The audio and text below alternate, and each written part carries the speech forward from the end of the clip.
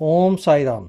Shirdi Sai channel की ओर से प्रस्तुत साई संदेश पत्र के क्रम में द्वारका माई से साई संदेश में कहा गया है कि बाबा के एक भक्त भीमा जी पाटिल नारायण गांव तालुका जुन्नर जिला पुणे के एक महानुभाव भीमा जी पाटिल को सन 1909 में वक्ष स्थल में एक भयंकर रोग हुआ जो आगे चलकर क्षय रोग में परिणत हो गया। उन्होंने अनेक प्रकार की चिकित्सा की परंतु कुछ लाभ नहीं हुआ। अंत में हताश होकर उन्होंने भगवान से प्रार्थना की, हे नारायण, हे प्रभु, मुझ अनाथ की कुछ सहायता करो। यह तो विदित है कि जब हम सुखी रहते हैं तो भगवत स्मरण नहीं करते, परंतु जो ही दुर्भाग्य घेर लेता है और दुर्दिन आते हैं तभी हमें भगवान की याद आती है। इसलिए भीमा जी ने भी ईश्वर को पुकारा।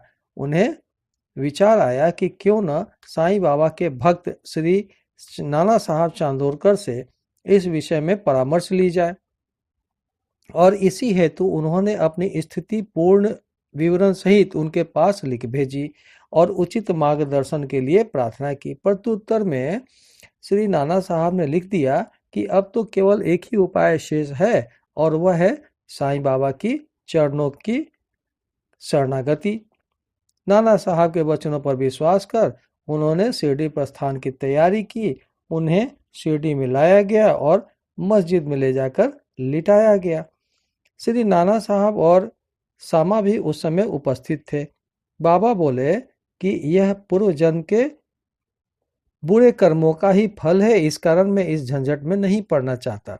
यह सुनकर रोगी अत्यंत निराश होकर करुणापूर्ण स्वर में बोला कि मैं बिल्कुल निसहाय हूँ और अंतिम आशा लेकर आपके श्री चरणों में आया हूँ।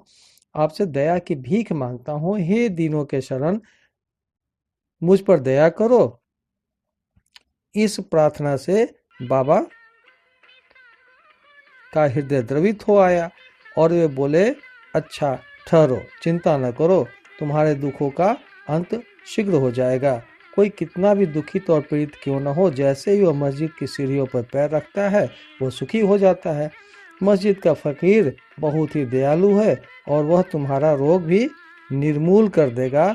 वह सब तो प्रेम और दया रखकर रक्षा करते हैं। ओम साई राम।